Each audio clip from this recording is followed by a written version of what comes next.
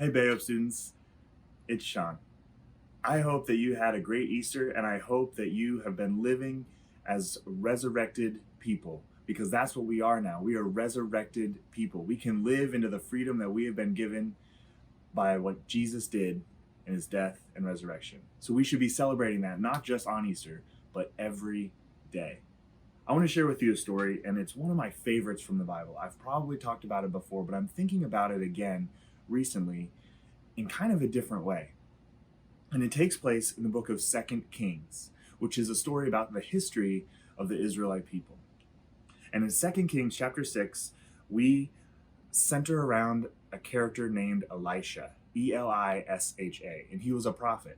Prophets listened to God and shared God's messages with his people. And Elisha was a very important prophet because during this time there was a lot of war and trouble going on in Israel and all the lands around.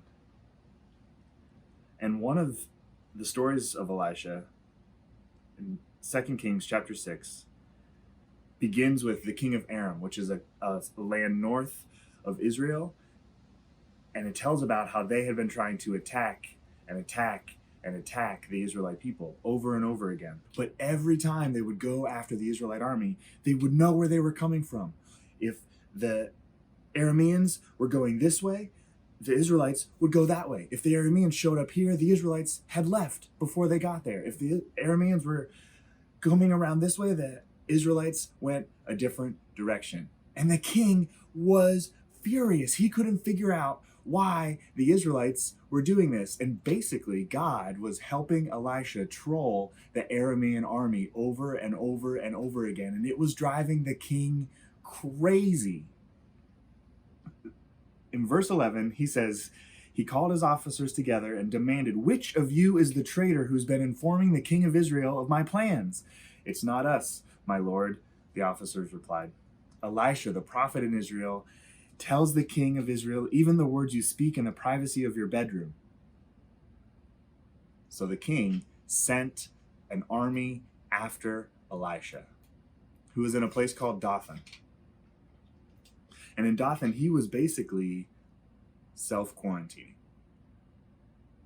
He was practicing extreme social distancing because he and his servant were all alone, more or less hiding from what they knew was going to come. And one day, Elisha's servant got up and looked out the window and saw this massive army of chariots and soldiers just waiting to attack them. And he got really scared. I mean, I would too. But Elisha said, "Don't be afraid." In verse 16, he says, "There are more on our side than are on theirs." And here's the thing. Elisha prayed, "Lord, open up his eyes and let him see." And the Lord opened the young man's eyes, and when he looked up, he saw that hillside with the army of chariots and soldiers was surrounded by an even greater army with chariots of fire. God had sent his heavenly armies to protect them. They just needed to open their eyes. And when Elisha prayed that his servant's eyes would be open to what God was doing in his life, he saw that God had been with him all along. And then Elisha prayed that the soldiers in the army would be struck blind. And they didn't know where they were going. And he trolled them once again, and he led them off into a different place. And when they finally got their sight back, they realized that they had been tricked. And yeah, he messed with the king again.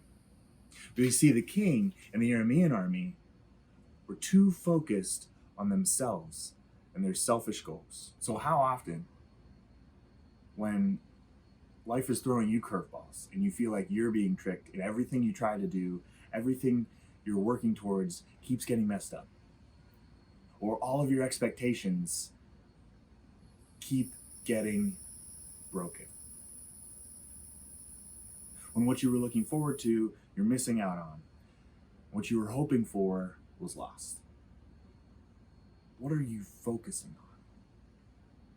So take some time now and pray that God would open your eyes so that you could see how he's working in your life right now, behind the scenes, in ways you can't even imagine. Because He is. God is right here, protecting you, guiding you, helping you, working for you, fighting for you. And so are we. So even though you feel like you're isolated, because we are, don't forget, your community is here, your church is here, and your God is right here with you.